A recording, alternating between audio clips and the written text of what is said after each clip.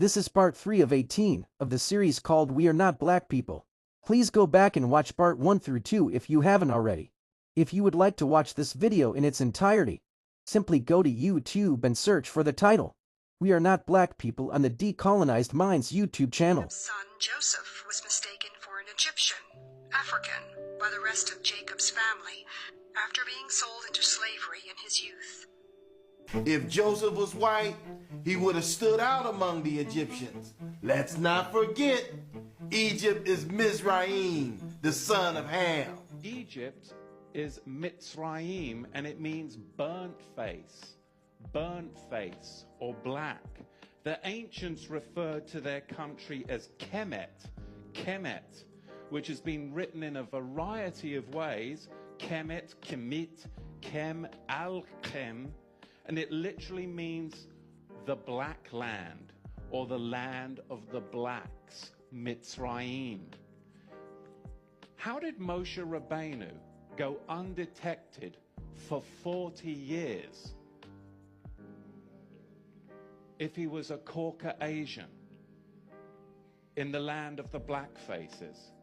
How did he go undetected for 40 years? How did Joseph's brothers not recognize him in the land of the black faces if he was a white man? Can you tell me that? Jacob's distant descendant was Moses, who was also mistaken for an Egyptian in Midian. Jethro. Jethro, Moses' father-in-law, from whom Moses received the greatest single piece of advice regarding national leadership, ministry organization, political strategy, and personal planning, Exodus 18:13-27, that was ever recorded, was a Kenite, Judges 1:16, part of the Canaanite tribes, Genesis 15:19, who descended from Ham. At that time, the Kenites had settled in the land of Midian. Moses also was mistaken for an Egyptian. Think about it. When Moses was born, Pharaoh sent orders to kill every Hebrew son that was born. But you know the story. Moses' mother put him in an ark, and Pharaoh's daughter found him and raised him as her own child right under Pharaoh's nose. Now you know if Moses did not look like the Egyptians, then Pharaoh would have killed that young boy. Moses could have actually become Pharaoh if he continued to be called the grandson of a Pharaoh. Moses had his hand turned white as part of an impressive miracle. Turning dark brown skin into pale white skin would be the most impressive miracle of all. This strongly suggests that Moses had a dark brown complexion. The Hebrews and the Egyptians look just alike. As a matter of fact, Moses was mistaken for an Egyptian by the daughters of the Midian priests. Another interesting observation regarding Jethro is that he is identified as the priest of Midian, Exodus 3:1. He said, an Egyptian delivered us out of the hand of the shepherds and drew water enough for us. The names were changed in the Bible to hide the true identity of the people. Had the scriptures referred to Moses said a Mizraimian or a Hamite delivered us out of the hand of the shepherds, then everyone would have known that Moses was black. The reason that they don't want to acknowledge that the Egyptians are black, the reason they want you to believe in a Caucasian Egypt, is because all throughout the Bible, Israelites are mistaken for Hamites, more specifically Egyptians.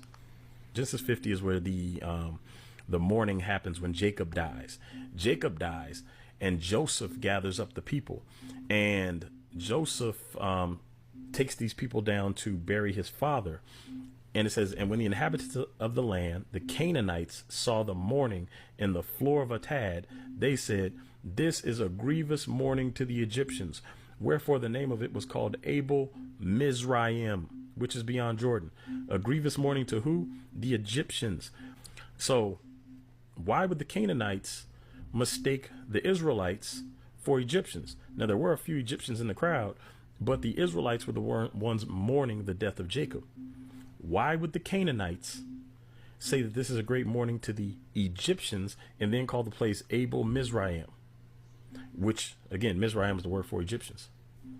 Just ask yourself that and let it marinate for a moment. Now, this is where Moses saves the Midianite girls. Exodus chapter 2, verse 19. It says, and they said, an Egyptian delivered us out of the hand of the shepherds and also drew water enough for us and watered the flock. Why did they think Moses was an Egyptian? And I asked this question before, years ago.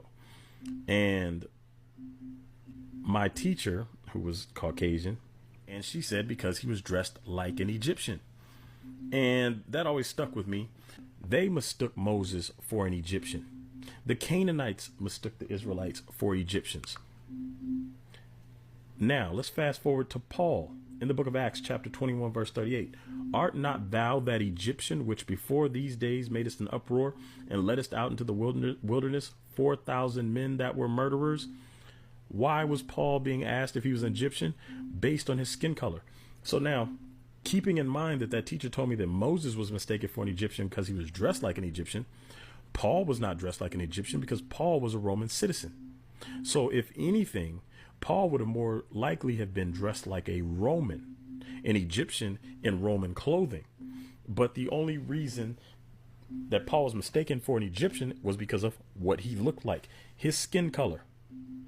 So let me go back real quick. So when we learned that Israel spent 400 years in Egypt, and that the Canaanites mistook them for Egyptians, the Midianite girls mistook them for Egyptians, the Roman soldier mistook Paul for an Egyptian. It tells me that they had a similar skin color to the Egyptians.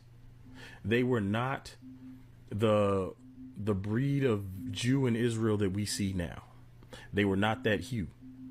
They were dark like the Egyptians. And some people may want to play technical and say, well, that's not black, that's brown, that's caramel, that's this. Forget all of that. We understand we're saying we say black people. The Egyptians were black people. So if the Israelites look like Egyptians and the Egyptians are black people, and we know the Egyptians are black people because not only did they paint themselves, Europeans will admit that Cushites are black. They will admit that Ham is black. And if Ham is the father of Mizraim and Cush is the brother of Mizraim, it makes logical sense that the descendants of Mizraim would also be black, just like his brother and just like his father, and just like his brother's descendants. So far in this video, we've presented evidence suggesting that Adam and Eve were black, as were the ancient Egyptians. We've also shown that Nimrod was black. Additionally, we pointed out that Joseph was mistaken for an Egyptian, which, given that we've established the Egyptians were black, implies that Joseph also was a black man. We made the same observation about Moses, who was also mistaken for an Egyptian, and therefore likely looked like a black man. We've discussed how the Israelites were frequently mistaken for Egyptians, including the Apostle Paul. Now, let's go a little deeper and examine the line of Shem, the bloodline from which the Israelites descend. This is the same bloodline that modern-day Israeli Jews claim, and it is also the lineage of the Messiah.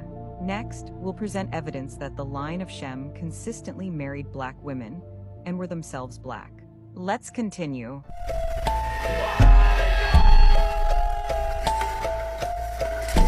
Decolonization.